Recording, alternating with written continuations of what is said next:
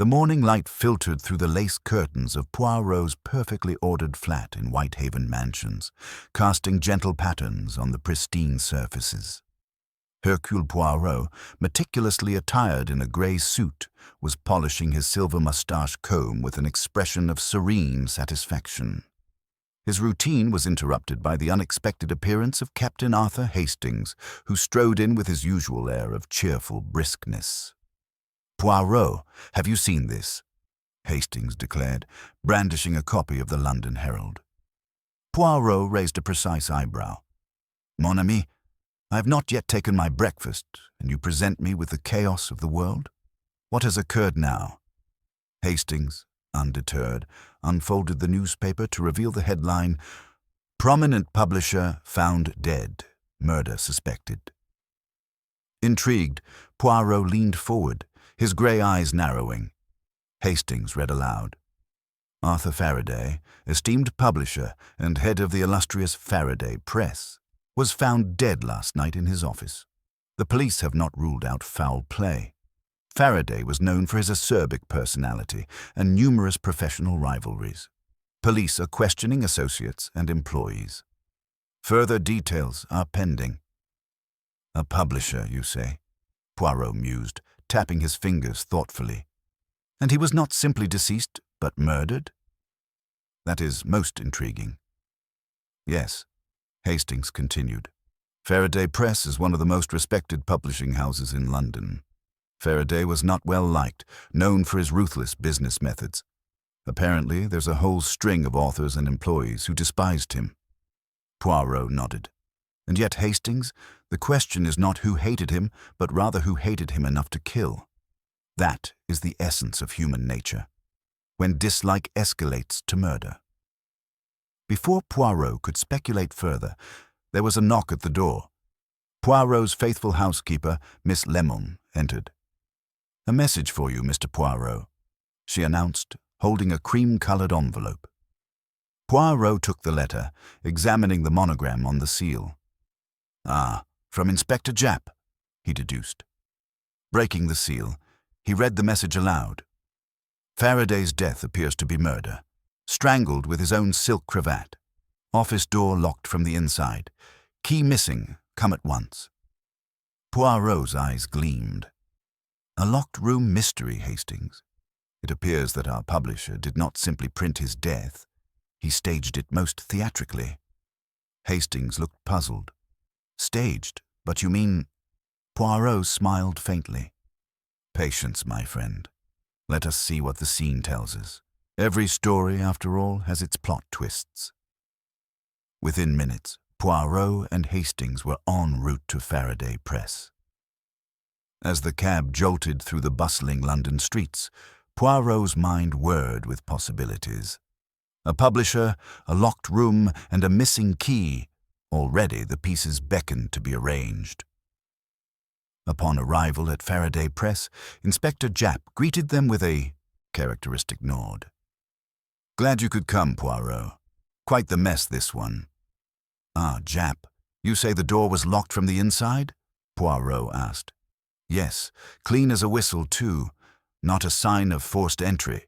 Whoever did it must have had a way to vanish into thin air," Japp grumbled. Poirot glanced at the cluttered desk where a typewriter sat, mid-sentence with a single page inserted. He pointed to it. "May I?" Japp nodded. Poirot read the fragment aloud. "The traitor will meet his fate, and the world shall know the truth." Hastings looked bewildered. "What on earth does that mean?" Poirot's lips pursed. "It means, mon cher Hastings, that our publisher left behind a message. The question is whether it is a clue or a clever distraction." Japp cleared his throat. Faraday was found at his desk, head slumped forward, strangled from behind. The silk cravat was wound tightly around his neck. "We've got a list of people who were here last evening. Most left by 8, except his secretary, Mr. Aldridge. He was the one who discovered the body." Poirot's eyes glinted. "Ah, the last to see the victim alive. Always a position of interest. Let us speak with him, Japp. And then—" Poirot looked back at the typewriter. We shall look deeper into this manuscript. Perhaps it is not just ink on paper, but a key to unlocking our mystery. The hallway outside Arthur Faraday's office was a hushed, polished stretch of polished wood and gleaming brass nameplates, each door bearing the imprint of a respected literary career.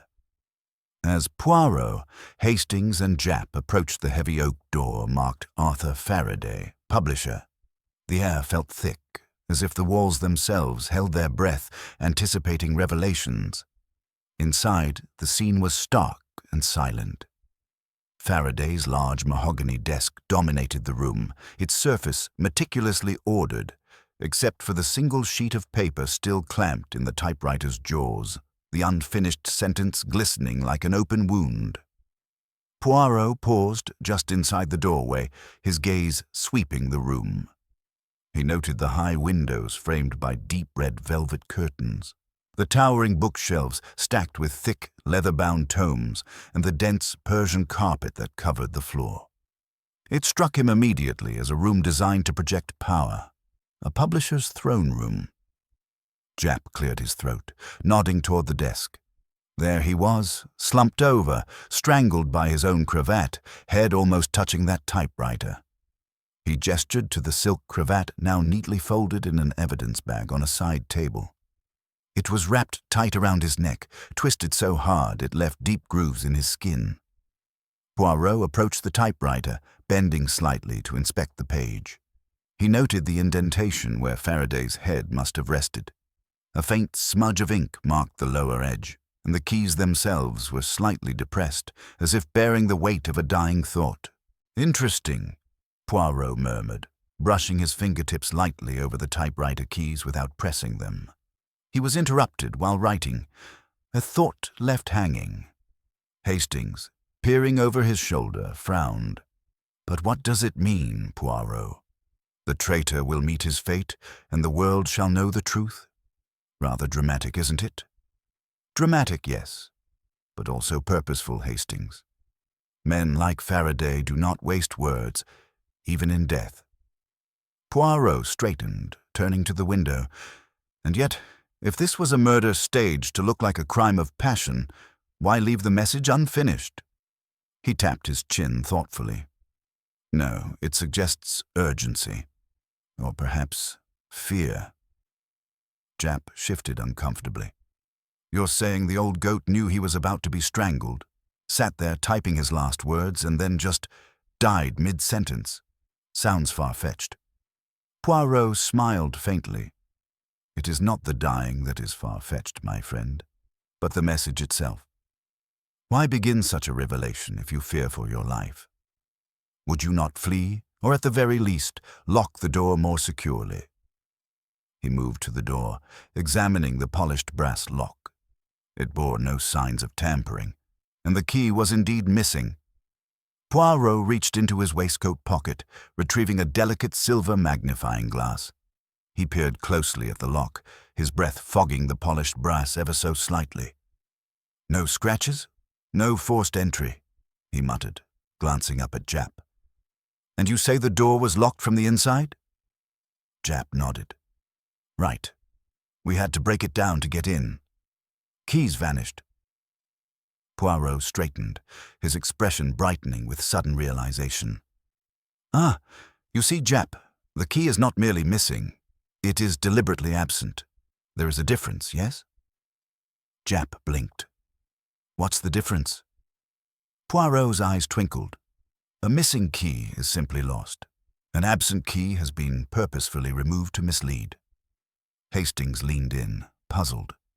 "You mean the killer took the key to make it look like a locked room mystery?" "Precisely, mon ami." Poirot straightened his cuffs, his mind already racing ahead. "And that tells us something very important. The killer wanted us to believe this was a sealed room, an impossible crime. That, in itself, is a statement." Japp frowned. "But why bother with all this theater?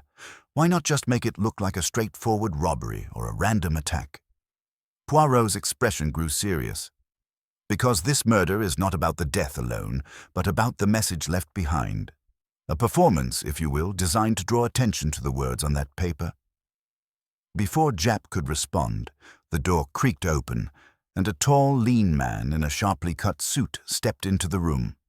His dark hair was neatly combed, his spectacles perched precisely on his nose, giving him the air of a librarian who had just discovered someone bending a book's spine. "Mr. Poirot, Inspector."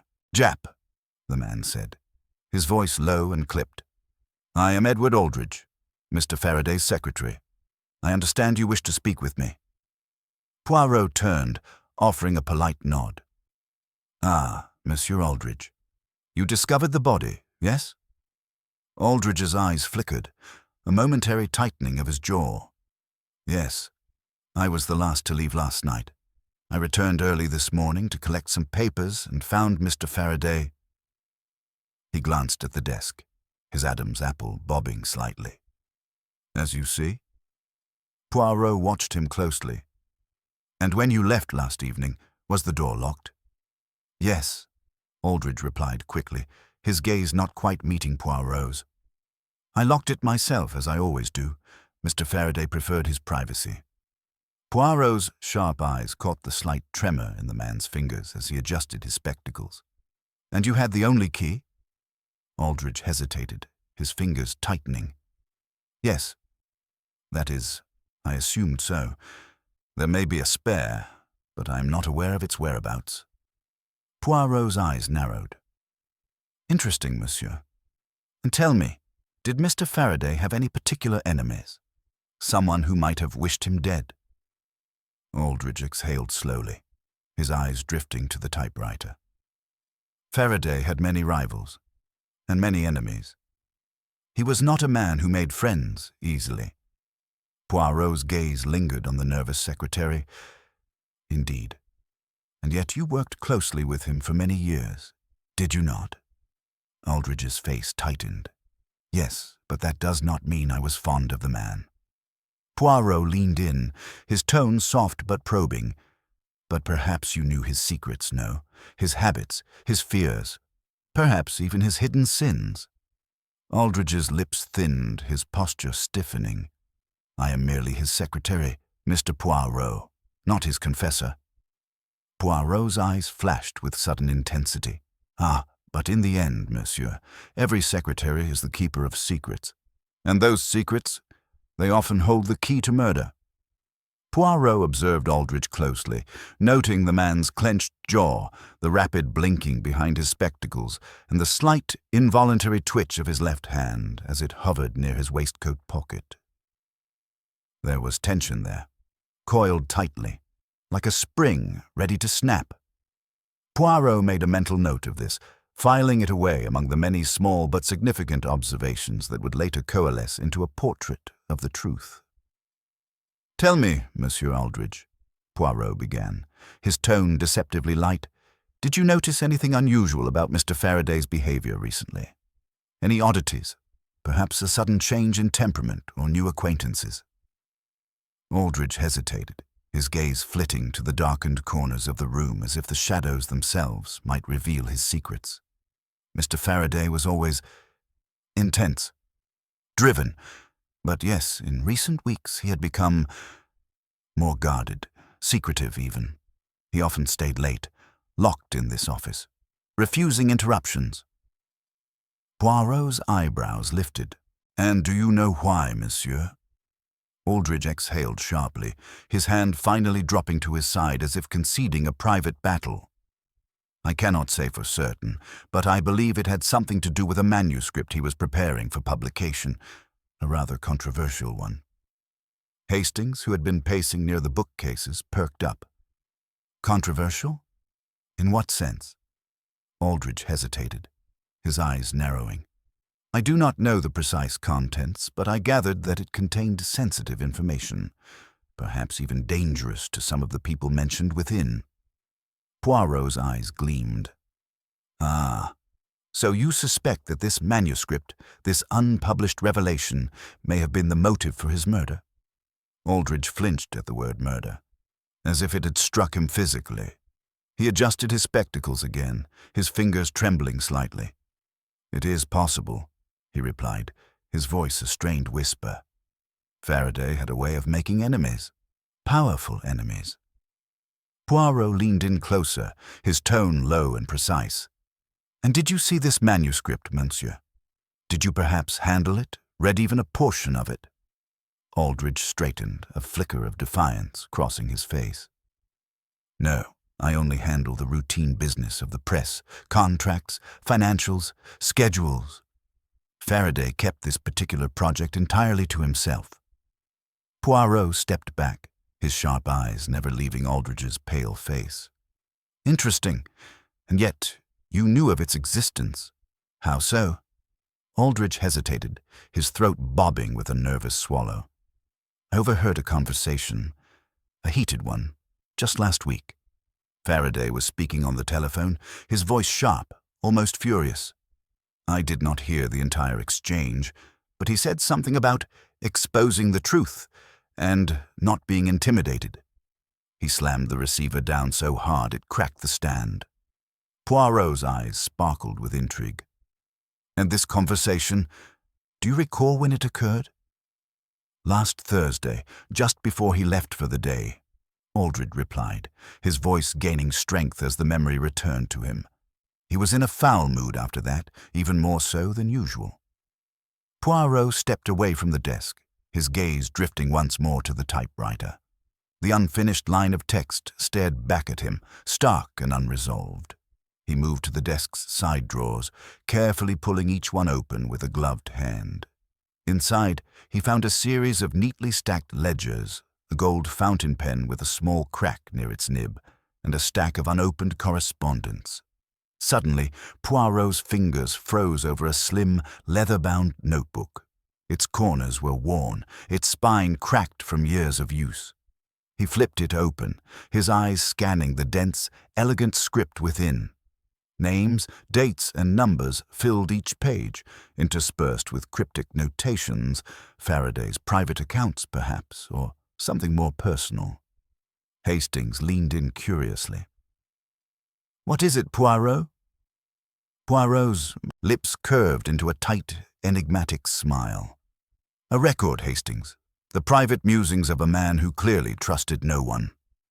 He turned a page, his eyes narrowing at a particularly dense cluster of notes. "Here, see, GD threatens exposure. Must act quickly. Delay no longer acceptable." Hastings blinked. "GD? Who could that be?" Poirot snapped the notebook shut. "Ah, that is the question, my friend. A man like Faraday would not waste ink on trivialities. If he recorded a name here, it was because it mattered greatly to him."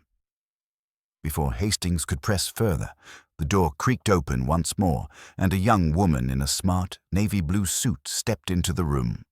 Her cheeks were flushed, and her dark curls framed a face that was equal parts fear and defiance. She clutched a leather handbag to her chest, her eyes darting between the men in the room before settling on Aldrich. "Mr. Aldrich," she began, her voice quivering slightly.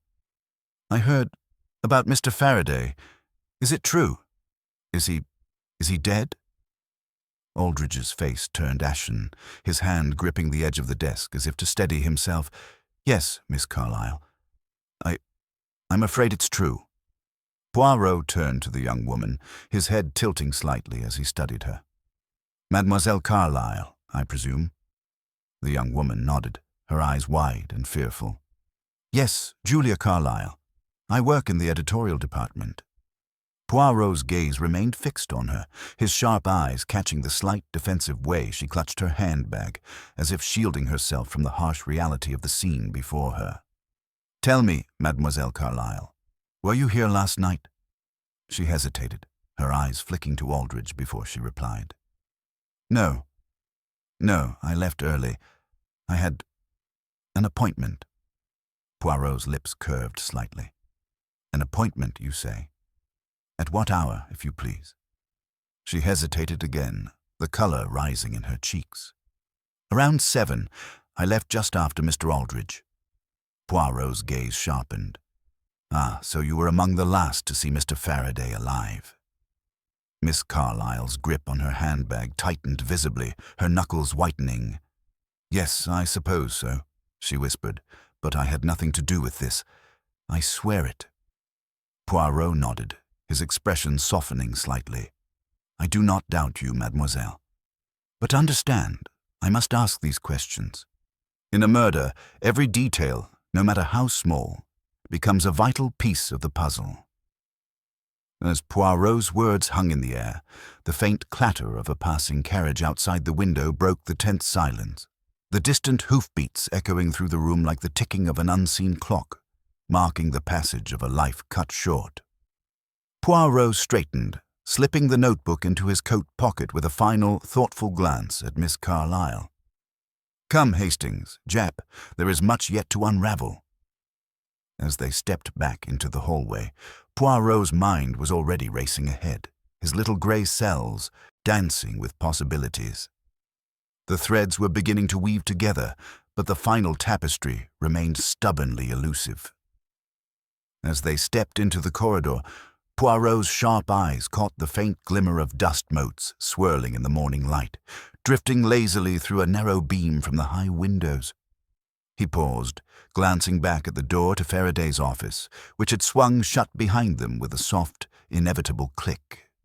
The air felt heavier here, the polished wood and dark paneling absorbing sound like the thick pages of a forgotten manuscript. Hastings, ever eager, broke the silence. "Well, Poirot, what do you make of it all? A locked room, a missing key, a cryptic manuscript, and a nervous secretary. It all seems like a jumbled plot." Poirot smiled, his moustache twitching with amusement. "Ah, mon ami, but every story has its order, its structure. Even the most tangled plot, when viewed from the right angle, becomes clear as crystal." Jap, who had been walking a step ahead, turned back to face them, his brow furrowed. "You've got a theory, then?" Poirot held up a hand, his expression thoughtful. "Not a theory, my friend, but the beginnings of a picture. We have pieces, yes, a strained telephone call, a missing manuscript, the secretary's trembling hands, and the young Miss Carlyle's anxious eyes. But they are not yet in the right order. We must find the thread that ties them together." As they reached the end of the corridor, they emerged into the main reception area of Faraday Press. The air here felt different, less oppressive, but tinged with a different kind of tension. Several employees, their faces pale and drawn, glanced nervously at the trio as they passed. Poirot's keen eyes noted the whispered conversations, the hurried glances, the way one junior editor quickly stuffed a letter into his desk drawer as they approached. Poirot paused, his head tilting slightly as he caught a familiar face among the milling employees. It was Julia Carlyle, the young woman from earlier, her cheeks still flushed, her dark curls bouncing as she slipped into a side office, her handbag clutched tightly to her chest. He touched Jap lightly on the arm. "One moment, if you please, Chief Inspector. There is a small matter I must attend to." Jap frowned but nodded, watching as Poirot slipped quietly through the door Miss Carlyle had entered. Hastings, ever the loyal companion, followed closely, his brow furrowing with curiosity. Inside, the small office was cramped, its walls lined with overflowing bookshelves and stacks of paper that leaned precariously toward the ceiling. Miss Carlyle was seated at a narrow desk, her head bent over a stack of letters, her shoulders rigid. She looked up sharply as Poirot entered, her eyes widening in surprise. "Miss Carlyle," Poirot said gently, closing the door behind him. "Forgive the intrusion, but there is a small matter I wish to clarify." She swallowed, her fingers tightening on the letter she had just opened, the crisp paper crinkling under her grip. "Yes, Mr. Poirot." Poirot's gaze flicked to the letter, catching a glimpse of the bold, slashing handwriting before she quickly folded it and placed it in her lap. "You were, I believe, one of the last people to see Mr. Faraday alive. You mentioned earlier that you had an appointment last night. Might I ask where this appointment took you?" She hesitated, her eyes dropping to her lap as if the words were written there. It was a private matter." Poirot's eyes narrowed slightly, his tone soft but insistent. "Miss Carlyle, I understand that you may wish to protect your privacy. But in a matter as serious as this, even the smallest detail may hold significance. She looked up, her eyes wide and fearful. It was a meeting with someone who was close to Mr. Faraday. I didn't want to mention it earlier because I didn't want to complicate things. Poirot's eyebrows lifted in mild surprise. Close to Mr. Faraday? In what sense, mademoiselle? She bit her lip, her eyes glistening with unshed tears. It was his niece, Emily Faraday. She and we are friends. She had asked to meet me at a small cafe near the Strand. She was worried about her uncle. She said he had become increasingly paranoid, speaking of enemies and betrayals, insisting that someone was watching him. Poirot leaned in, his voice dropping to a near whisper. Did she say who this enemy might be? Miss Carlyle's hands trembled as she smoothed the edge of the letter in her lap. No, but she mentioned a name. G.D. She said her uncle had become obsessed with this person, convinced they were plotting against him. Poirot's eyes gleamed, the small detail aligning perfectly with the notes he had discovered in Faraday's private journal. G.D. again, he murmured, more to himself than to her. And did Miss Faraday mention why her uncle feared this person so greatly? Miss Carlyle shook her head, a tear slipping down her cheek. No, only that he believed this person would stop at nothing to ruin him. She said he had taken to carrying a small pistol, even inside his own office, if he expected an attack at any moment. Poirot leaned back, his mind spinning rapidly as the pieces began to click into place. And where might I find this Miss Faraday, mademoiselle? Miss Carlyle looked up, her face pale but resolute. She lives in Kensington, at 32 Harrow Street. But please, Mr. Poirot, don't involve her if you can help it. She's frightened enough as it is. Poirot gave her a small, reassuring smile. Do not worry, mademoiselle. I'm not here to spread fear, but to uncover the truth. With a final nod, he stepped back, his polished shoes whispering against the threadbare carpet as he slipped back into the hallway, Hastings following with a puzzled expression. As they rejoined Japp in the main reception area, Poirot's mind continued to turn over the new information. An anxious niece, a secret meeting, a cryptic enemy known only by initials. The threads were beginning to tighten, weaving a dark, complex tapestry of fear, betrayal, and murder. Poirot paused near the heavy front doors of the press, his eyes narrowing thoughtfully as he considered his next move. Come, Hastings, he said quietly, his voice tinged with a hint of urgency. I believe it is time we paid a visit to Miss Emily Faraday. There are questions that must be answered, and secrets that refuse to remain hidden. Hastings nodded, falling into step beside him as they stepped out into the bustling street, the cacophony of horse-drawn carriages and clattering footsteps swallowing their retreat. Poirot's mind, however, remained sharply focused, his little grey cells already working to unravel the next twist in the tangled web of deceit and death that surrounded Arthur Faraday's final days. The carriage wheels clattered over the uneven cobblestones of Kensington, the sharp, rhythmic beat echoing in Poirot's mind as he considered the revelations thus far. Beside him, Hastings leaned back against the plush leather seat, his brow furrowed in thought. Well, Poirot, he said, breaking the silence at last. This is shaping up to be quite the tangle. A locked room, a cryptic manuscript, a missing key, and now a frightened niece. What do you make of it all? Poirot smiled, his eyes half closed as he rested his hands neatly atop his silver-topped cane. Ah, my dear Hastings, you see only the confusion, but I see the order beneath. Already the pieces begin to align themselves, each small detail contributing to the greater pattern. Hastings huffed, a faint note of frustration in his voice. But what of this G.D. fellow? You think he's our murderer, then? Poirot's eyes flicked open, sharp and bright as a hawk's.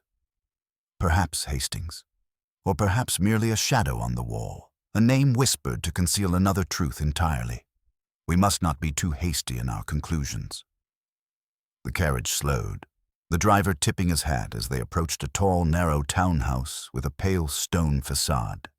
The brass numbers gleamed in the morning sun. 32 Harrow Street. Poirot stepped down with surprising grace for his compact frame, brushing a small speck of dust from his sleeve as he surveyed the building. The windows were draped in thick, cream-colored curtains, the iron railing freshly painted, and the steps swept clean, a house that projected order and stability, yet perhaps concealed darker secrets within. They mounted the steps, and Poirot lifted the heavy brass knocker, letting it fall with a crisp, decisive rap. For a long moment there was no sound but the distant clip-clop of passing carriages. Then, faintly, the soft tread of footsteps approached from within. The door creaked open, revealing a slender young woman with wide, dark eyes, framed by loose auburn curls. She wore a simple grey dress, her face pale against the dark wood of the doorframe. Poirot noted the faint, nervous flutter of her hands as she clutched the door's edge. "Miss Emily Faraday?" Poirot inquired gently, his voice low and calming. She hesitated, her eyes flicking from Poirot to Hastings and back again. Yes, I am Emily Faraday. And you are?" Poirot inclined his head with a small formal bow. "Hercule Poirot, mademoiselle. I believe you have heard my name." Her eyes widened slightly, a flicker of recognition passing over her delicate features. Yes, of course. Mr. Poirot, I had not expected," she faltered, biting her lip. "Is this about my uncle?" Poirot's expression grew solemn. "Indeed, mademoiselle. I regret to inform you that your uncle, Arthur Faraday, is dead." Her hand flew to her mouth, her eyes filling with tears. "Dead? Oh, no. I feared. But I did not think. Not like this." Poirot took a careful step forward, his tone remaining gentle but probing. "May we come in, mademoiselle? I believe you may have information that could be of great importance." She hesitated, casting a quick, nervous glance over her shoulder, before stepping back and opening the door wider. Yes, of course. Please, come in."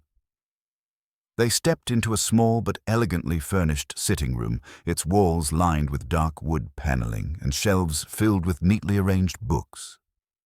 A fire crackled in the hearth, casting flickering shadows across the room. She gestured for them to sit, her hands twisting nervously in her lap as she took a seat opposite them. Poirot leaned forward, his keen eyes never leaving her pale, drawn face. "Mademoiselle, I understand that you and your uncle were close, yes?" She nodded, her throat working as she struggled to compose herself. "Yes, Uncle Arthur was difficult at times, but he cared for me. He was all the family I had left." Poirot inclined his head, his expression one of sympathy tinged with intense focus. "And yet, it seems that in recent weeks, his behavior had changed. He became paranoid, fearful even. May I ask if you know why?" Her hands clenched in her lap, the knuckles whitening. "Yes. He spoke of threats, of betrayal. He said someone was trying to ruin him. He even purchased a pistol, something I never thought he would do. He kept it in his desk at the office." Poirot's eyes gleamed at this small revelation. "And did he mention a name, mademoiselle? Perhaps the initials G.D.? She flinched, her eyes widening in sudden terror. "G.D.? Yes, he mentioned that name. He said it was someone from his past, someone who held a grudge against him, someone dangerous." Poirot's expression tightened. "Did he tell you more? Did he say why this G.D. might wish him harm?" Emily's eyes filled with fresh tears, her hands trembling as she reached for a lace handkerchief. He said it was someone he had wronged years ago, someone who had never forgiven him. But he wouldn't tell me more. He said it was safer if I didn't know." Poirot leaned back, his fingers steepling beneath his chin. "And this pistol, did you ever see it, mademoiselle?" She shook her head, dabbing at her eyes. "No, but I know he kept it in his desk, in the bottom drawer. He said it gave him a sense of security, even if it was only a false one. Poirot's gaze sharpened. And yet, mademoiselle, the pistol was not present when we searched his desk earlier. The drawer was empty. Emily's eyes widened, her breath catching in her throat. Empty? But it should have been there. He always kept it close, always. Poirot watched her closely, noting the genuine shock in her eyes, the tremor in her voice. She was frightened, yes, but not deceitful. He leaned forward, his tone softening. Do not fear, mademoiselle. I believe you speak the truth. But I must ask you, have you any idea who this GD might be? A former partner, perhaps, or a business rival? Emily shook her head, her curls bouncing slightly with the movement. No, I swear I don't know. Uncle Arthur kept so much to himself. I tried to ask him, but he only grew angry. Told me to mind my own affairs. Poirot rose, his expression unreadable. Thank you, mademoiselle. You have been most helpful.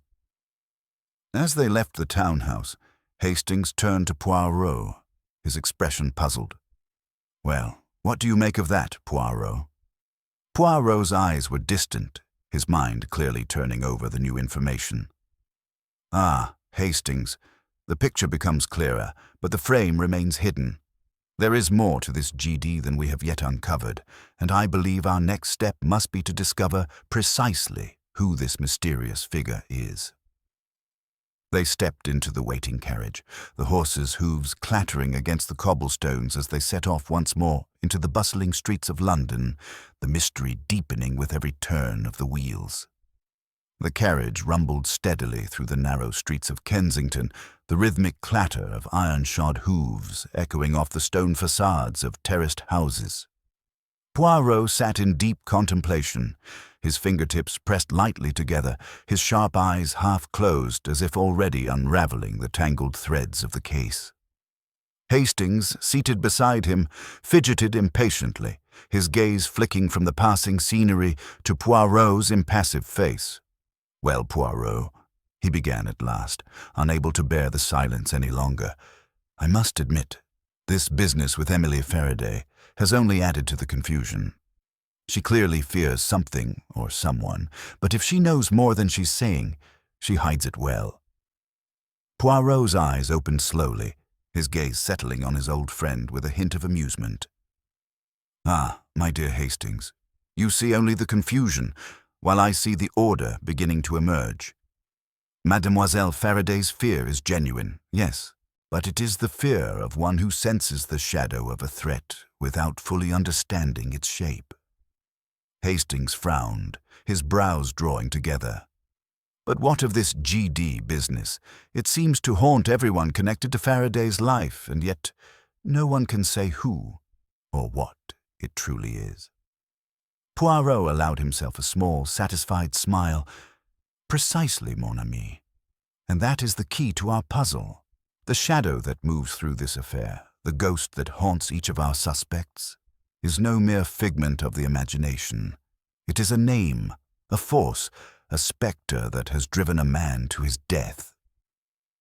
The carriage slowed as they approached the Thames, the wide, grey expanse of water glistening under the weak morning sun. As they crossed the bridge, Poirot leaned forward, his gaze fixed on the horizon as if drawing inspiration from the swirling currents below. Hastings, he said suddenly, his tone sharp and decisive. We must return to Faraday Press. There is a question that has been troubling me, a detail that refuses to align itself with the others. Hastings looked puzzled. Faraday Press?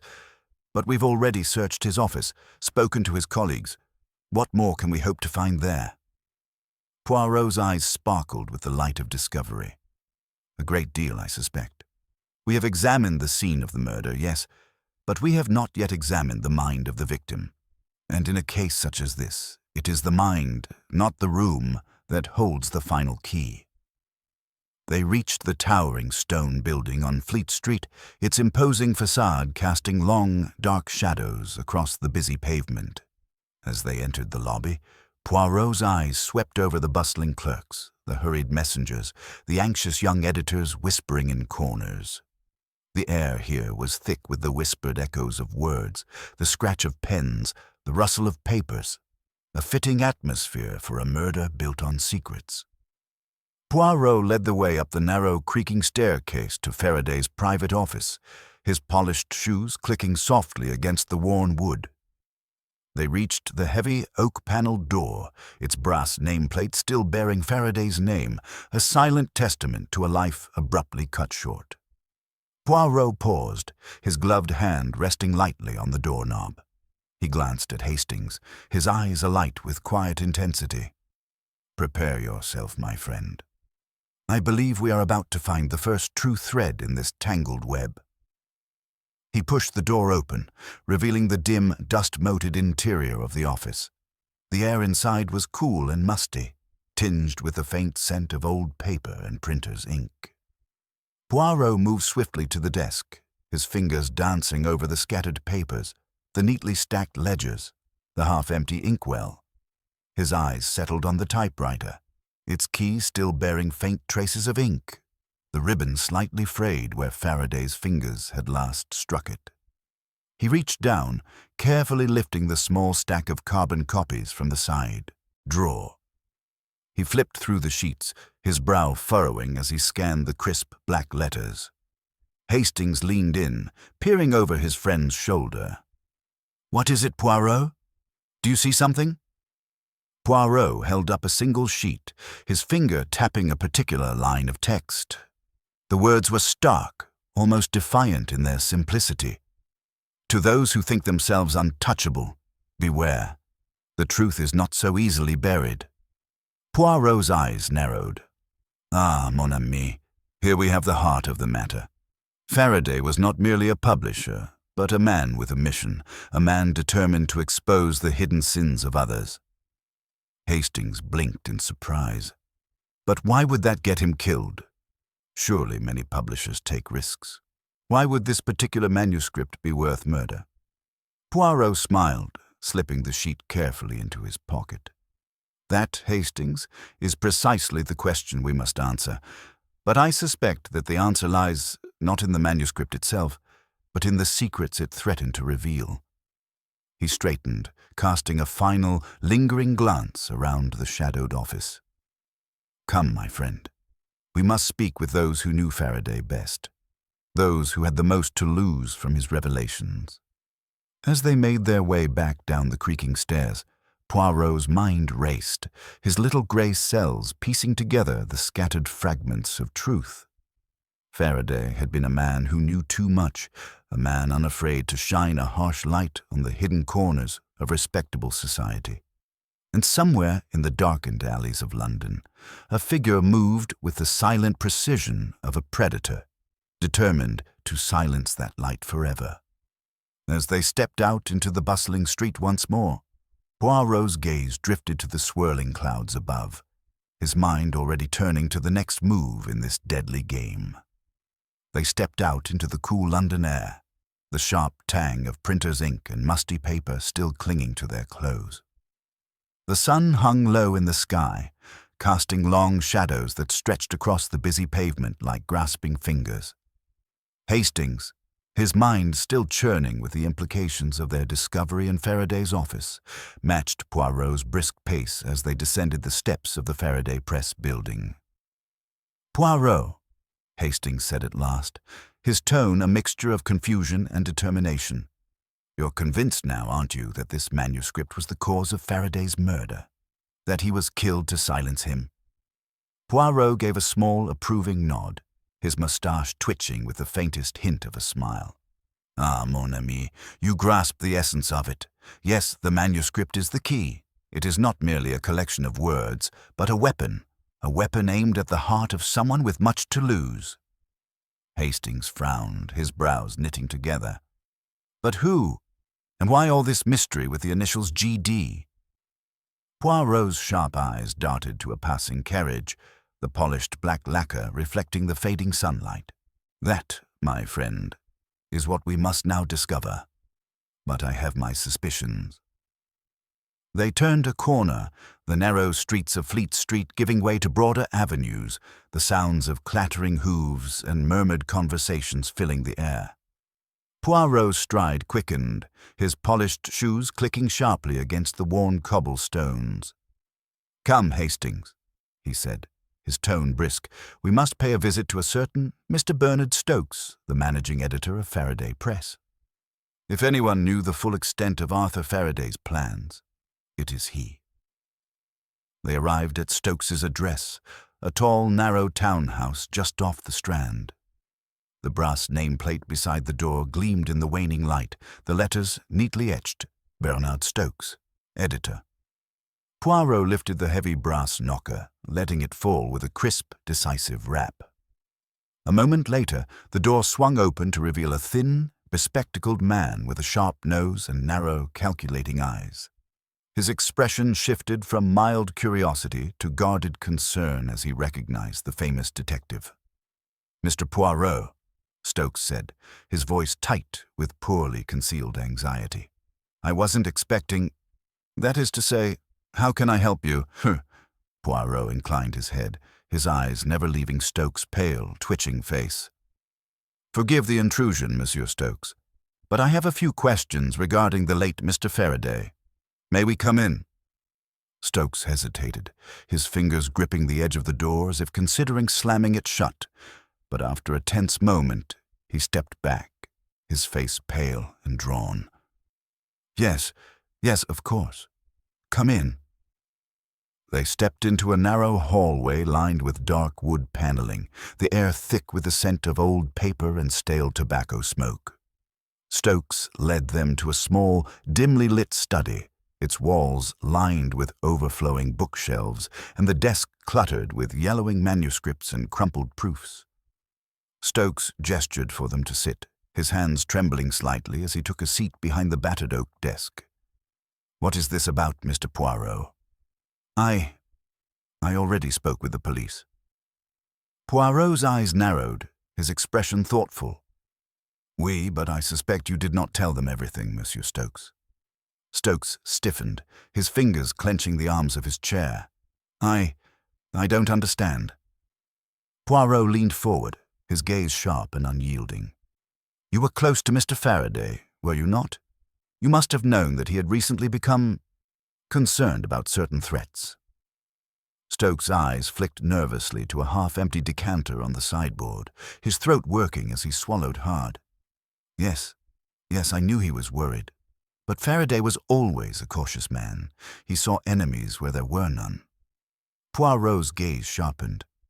And yet he spoke to his niece of a specific enemy, someone with the initials GD, someone he feared greatly. Stokes flinched, the color draining from his face. "GD?" he whispered, his voice barely audible. I don't know what you mean." Poirot's eyes remained fixed on Stokes' trembling hands. "Come now, Monsieur Stokes, you are an editor, a man who deals in words and secrets. Do not insult my intelligence by pretending ignorance." For a long moment, the only sound in the room was the faint crackle of the small fire in the hearth, the shadows dancing across Stokes' drawn features. At last, he exhaled, his shoulders slumping in defeat. "All right," he said, his voice barely more than a whisper. "Yes, I know the initials. GD, they stand for Geoffrey Dunn." Hastings started, his eyes widening in surprise. "Geoffrey Dunn? The playwright?" Stokes nodded, his hands shaking as he reached for the decanter, pouring a generous measure into a crystal tumbler. "Yes, the same. Dunn and Faraday had a complicated history. They were friends once, collaborators, but their relationship soured years ago over a matter of money and betrayal." Poirot's eyes gleamed, his mind racing as the pieces began to fall into place. And this manuscript that Faraday was preparing to publish, did it concern Dunn? Stokes hesitated, his eyes flicking nervously to the door as if fearing eavesdroppers. "Yes," he whispered at last, his voice trembling. It was a thinly veiled exposé, a savage attack on Dunn's character, disguised as fiction. Faraday meant to ruin him, to drag his name through the mud. Poirot leaned back, his expression thoughtful. And you knew this. You knew that Faraday was planning to expose Dunn, and yet you said nothing. Stokes' eyes filled with a mixture of fear and defiance. What was I to do? Faraday was my employer. He held my career in his hands. If I had crossed him... Poirot's gaze softened, his tone turning almost sympathetic. You feared him, yes, but you also feared what Dunn might do if the manuscript were published. And you were right to fear, Monsieur Stokes. I believe you know more than you are telling. Stokes lowered his head, his shoulders trembling as he clutched the tumbler in his shaking hands. You don't understand, Mr. Poirot. You don't understand the kind of man Geoffrey Dunn truly is. Poirot's eyes narrowed, his voice dropping to a low, dangerous whisper. Then perhaps you should enlighten me, Monsieur Stokes, before it is too late. Stokes sat frozen, the crystal tumbler trembling in his hand, the faint clink of glass against his wedding ring the only sound in the shadowed room. Poirot leaned back, his eyes never leaving the editor's pale, twitching face.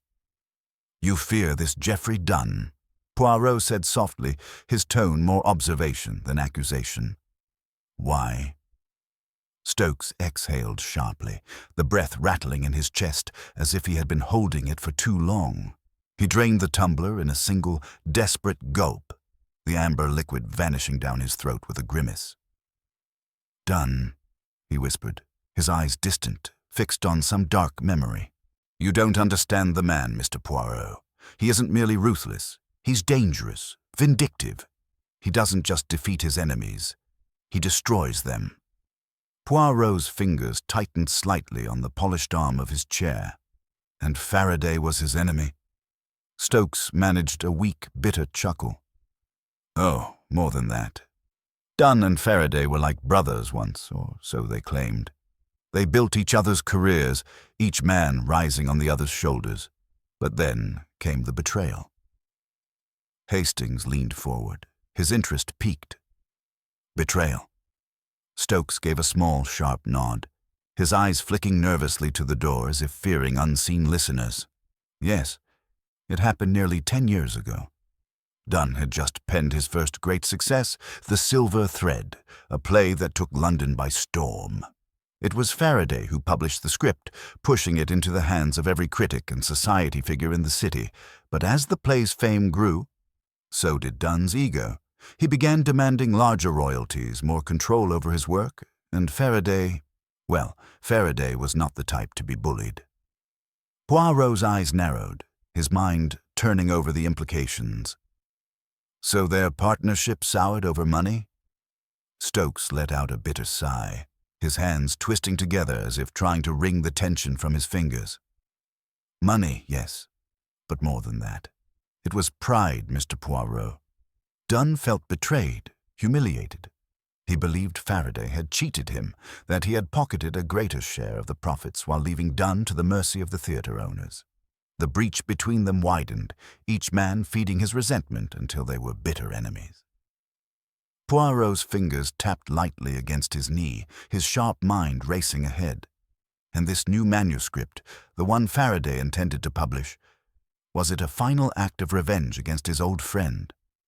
Stokes hesitated, his gaze dropping to the cluttered surface of his desk, the ink-stained blotter, the scattered papers. Yes, he admitted, his voice barely more than a whisper. It was a thinly veiled attack on Dunn, a scathing account of his early days, his moral failings, his ruthless ambition. It would have ruined him. Hastings let out a low whistle, his eyes wide with surprise. Good heavens! No wonder Dunn would want to stop it. But murder, that seems a step too far, even for a playwright. Poirot's expression remained grave, his sharp eyes fixed on Stokes. That depends, my friend, on the stakes. To a man like Dunn, a ruined reputation is a form of death, a social death, perhaps worse than the physical. Stokes shivered, his hands clutching the edge of the desk as if for support. You don't understand, Mr. Poirot. Dunn isn't merely ambitious. He's vengeful. He never forgives, never forgets. If he believed Faraday intended to destroy him, he would stop at nothing to prevent it. Poirot rose slowly, his expression thoughtful, his mind already leaping ahead to the next move. "Merci, Monsieur Stokes. You have been most helpful." Stokes sagged back in his chair, his eyes dull with relief and lingering fear. "Just be careful, Mr. Poirot. Dunn has powerful friends, and he isn't a man to be crossed lightly." Poirot gave a small, formal bow, his polished shoes clicking sharply against the worn wood floor as he turned to leave. Hastings followed, casting a final, puzzled glance over his shoulder as they stepped into the dimly lit hallway. As they descended the narrow, creaking staircase, Hastings leaned close, his voice a low whisper. "Poirot, do you really believe this Dunn character is our man?" Poirot paused at the base of the stairs, his gaze fixed on the narrow slice of evening light that seeped through the cracked glass of the lobby door. "Perhaps, Hastings. But remember, the guilty party is often not the one who shouts loudest, but the one who whispers in the shadows." They stepped out into the cool evening air, the streets alive with the distant clatter of carriages and the soft murmur of voices drifting from nearby taverns. Poirot paused for a moment, his eyes scanning the lengthening shadows, his sharp mind already piecing together the final threads of the puzzle. "We must proceed carefully, my friend," he said at last, his tone thoughtful but edged with steel. "The time has come to confront Geoffrey Dunn, but first I must consider what I have learned. There is something that does not quite fit, a detail that troubles my mind." Hastings frowned, his breath misting in the cool night air. "What do you mean, Poirot?" Poirot's eyes narrowed, his mind already turning over the scattered pieces of the case. "Ah, mon ami, I begin to see the shape of the truth, but it remains elusive, a ghostly outline, glimpsed through the fog. There is a key, a single, overlooked detail that will reveal all. We must find it." He straightened, his shoulders squaring as if preparing for a final confrontation. "Come, Hastings. We have much to do and our time grows short." They stepped into the waiting carriage, the horse's breath steaming in the cool night air as the driver flicked the reins, the wheels clattering against the cobblestones as they sped off into the gathering darkness, the shadows deepening around them as the city whispered secrets to those bold enough to listen.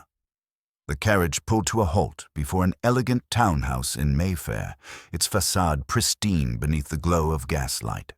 Poirot stepped down with his usual precision, adjusting his cuffs and smoothing the front of his overcoat as he studied the building's polished brass knocker and the half-drawn curtains above. Geoffrey Dunn's home exuded a theatrical polish.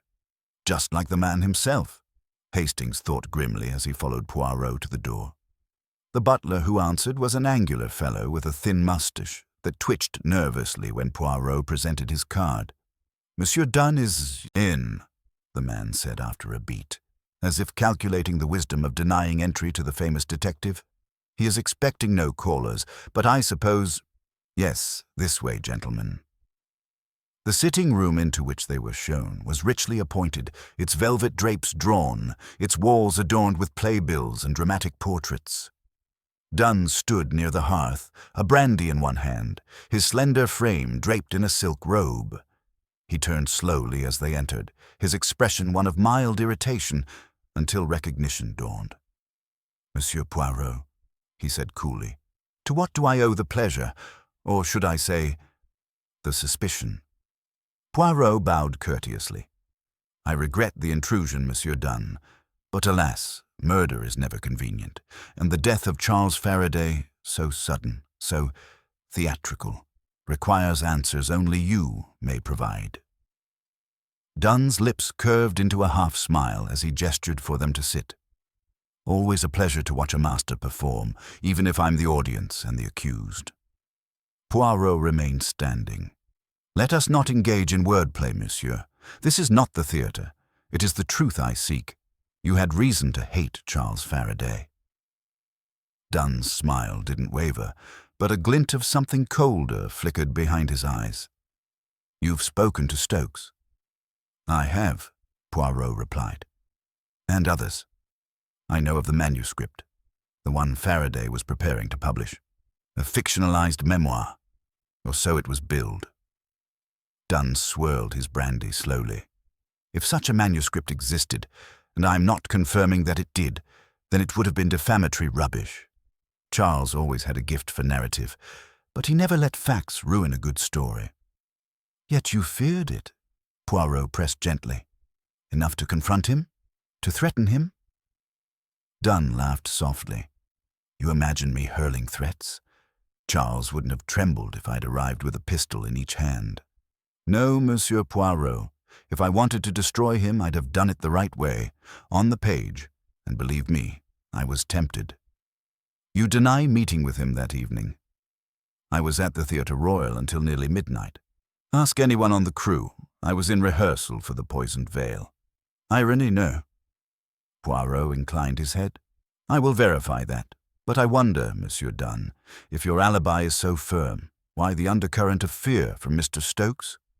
Why did Faraday insist upon secrecy regarding the manuscript? And more curiously still, why was his final publication, that very volume, missing from his desk the night he died?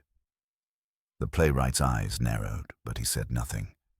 Poirot stepped closer. He planned to deliver a single copy to a lawyer the next morning. It never arrived, and yet someone in that office had read it. Someone who knew its contents were explosive. Someone who, perhaps, removed it before the police arrived. Dunn set his glass down with a faint clink. Are you accusing me of theft now? No, Poirot said, quietly. Not yet. There was a long silence. Then Dunn turned toward the fireplace, his back to them. Charles wasn't the man everyone thought he was. He had secrets. We all do. Poirot tilted his head. Indeed. But secrets alone do not kill. Fear does. And I believe someone feared what that manuscript would reveal. Perhaps not even about themselves, but about someone they wished to protect. Dunn looked over his shoulder, his voice quieter now. There was something else. I didn't say it earlier, because, well, I thought it made me sound mad. But 2 nights before Faraday died, I received a letter. No return address. It was only 1 sentence. Typed.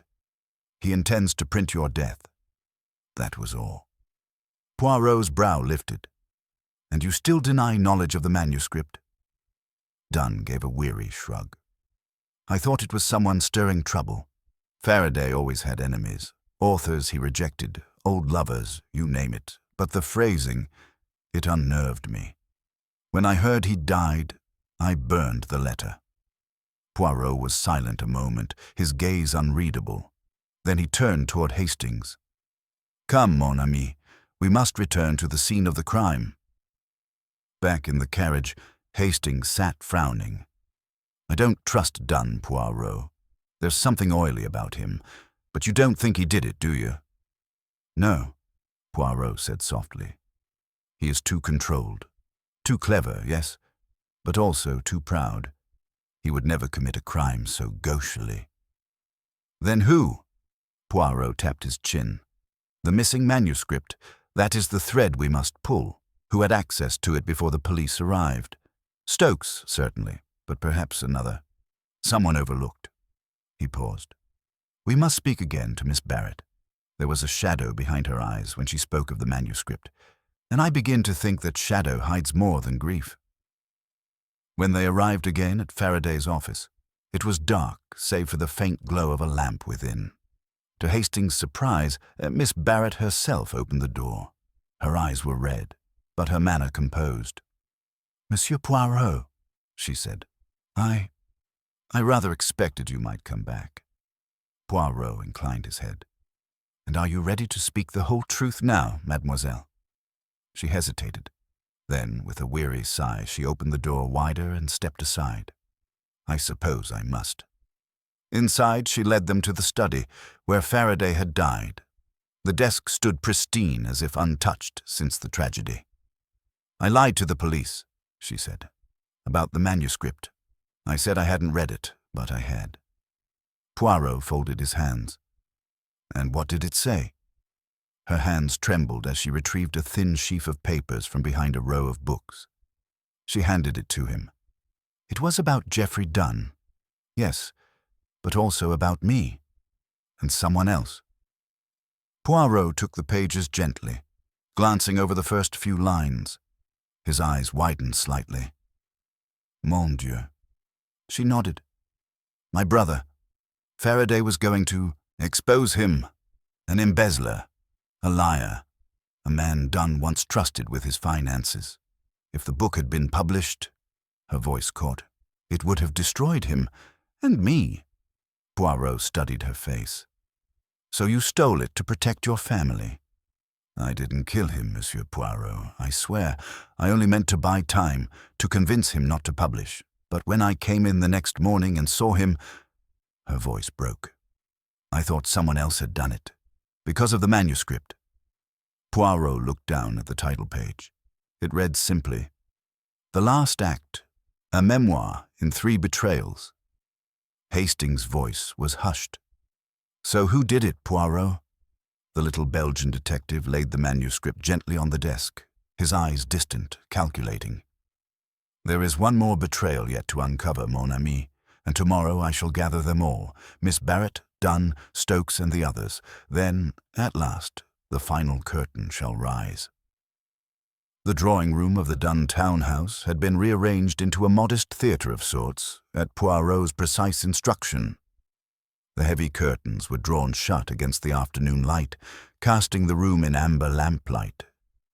Chairs had been arranged in a semicircle, and in the center, a small writing table bore a single object, the manuscript, The Last Act. Geoffrey Dunn arrived first, wearing his theatrical disdain like a tailored cloak. He gave Poirot a mocking little bow and seated himself without comment. Miss Barrett followed, pale but composed, her eyes flicking uneasily to the manuscript. Stokes entered just moments behind her, looking even more uncomfortable than before, his lips set in a defensive line. Finally, Geraldine Lang, Faraday's editor, swept in with a rustle of perfume and silk, eyebrows arched in annoyance. I do hope this isn't some ghastly reenactment, Monsieur Poirot, she said, because if you think I came all this way to watch a parlor drama, Pas du tout, madame, Poirot replied, bowing. You are here to witness the truth, and I suspect, to finally admit what you already suspect. He stepped forward, clasping his hands behind his back. Hastings stood off to the side, notebook in hand, his eyes scanning the tense faces arrayed before him. We are here, mes amis, Poirot began, to lay bare the events that led to the murder of Charles Faraday. A man both loved and hated. A man who was preparing to publish a manuscript that would ruin more than reputations. It would have destroyed lives. He gestured to the pages on the table. The last act, this document here, was not just a fictionalized memoir. It was a carefully crafted weapon. It named names. It made accusations. Accurate ones, I might add, of blackmail, embezzlement, and betrayal. He turned toward Miss Barrett. You, mademoiselle, were in possession of this manuscript after his death, but you did not kill him. She bowed her head, lips pressed together. Your motive was to protect your brother. The financial misdealings referenced in the manuscript would have led to disgrace and prison, but your emotions are sincere. Your terror, your grief, I read it all too plainly. You are not a killer. Poirot turned next to Geoffrey Dunn, who raised one sardonic eyebrow. Nor do I believe it was you, Monsieur Dunn, though your past with Faraday was stormy, shall we say. You were the most likely candidate at first glance, but I found your reactions too polished, too theatrical. The night of the murder, you were accounted for by half the backstage staff at the Theatre Royal. Dunn inclined his head with a smug smile. Charming of you to notice. Poirot ignored him and moved on. Geraldine Lang, he said softly, eyes fixed on the elegant woman now reclining coolly in her seat. I must confess, you intrigued me. Your disdain for Faraday was palpable, and yet you remained his editor for years. You knew what he was writing. And yet you said nothing to the police about the manuscript's disappearance." "I hadn't read it," she said, a tremor beneath her indifference. "I knew it existed. I didn't think it would be finished." "Indeed," Poirot replied. "And yet you were the one person with unrestricted access to the office after hours. A woman trusted implicitly by Faraday. You knew the lock codes, the filing system, the routine. You could have retrieved the manuscript any time after his death, once the body was found." Her mouth tightened. "If you're suggesting—" "I suggest nothing, madame," Poirot said smoothly, "but your silence helped delay this investigation. That, too, is a kind of guilt." He turned now to Stokes, who had shifted visibly in his chair, his gaze darting to the others. "And now we come to you, Mr. Stokes. Faithful assistant, always hovering just behind Faraday, always quick to scurry from the room." Stokes bristled. "I've done nothing wrong." "No?" Poirot asked. "Let us consider the timeline. You arrived early on the morning of the murder. You claim Faraday was already dead, and yet no alarm was raised for over an hour. You told police you were too shocked to act. But that is not the action of an innocent man. That is hesitation. That is calculation." Stokes's hands clenched in his lap. "I didn't touch him. I didn't even go near the desk." "Ah," Poirot pounced on the words. "But how did you know he was at the desk? No one had moved the body. The door was locked when the constable arrived. And yet you told Hastings that Faraday looked as though he'd collapsed mid-sentence. How could you know unless you had stood over him? Or worse, unless you had been with him when he fell?" Stokes opened his mouth, then shut it again. His face had drained of color. Poirot's voice dropped to a murmur. "You see, mon ami, Faraday trusted you. He confided in you. You knew of the manuscript's contents. You knew the damage it would cause. And above all, you knew that he planned to take sole credit.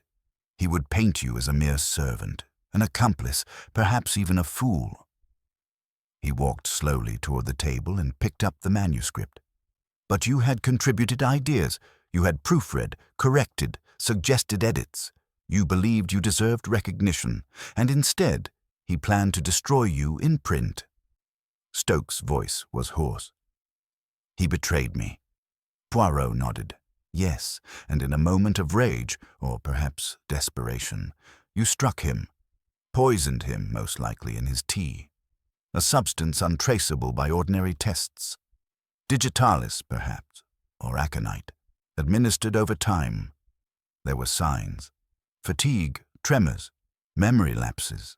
You had access to his schedule, his habits, and when he collapsed that morning, you waited, made it appear as though you had just arrived. Then, when all eyes were elsewhere, you retrieved the manuscript and hid it, but not well enough." Stokes stood abruptly. "You have no proof." Poirot didn't flinch. "No, not in the forensic sense. But I have the psychology, the contradiction, the motive. You were overlooked, dismissed. The assistant, the shadow. But you wanted more. You wanted to write, to be seen. And when the man who owed you everything betrayed that trust, you acted." There was a long silence. And then, with a sound like a man exhaling his final breath, Stokes slumped back into his chair. "He laughed at me," he whispered. "Said I'd never be more than a footnote, that no one cared what I thought. I gave him everything, every idea, every word he borrowed, and he was going to destroy me." Poirot nodded slowly. "It is always the overlooked who burn the brightest with resentment, monsieur. I do not excuse your crime, but I understand it." Inspector Durham, who had arrived quietly with 2 constables near the end of the speech, now stepped forward and took Stokes into custody.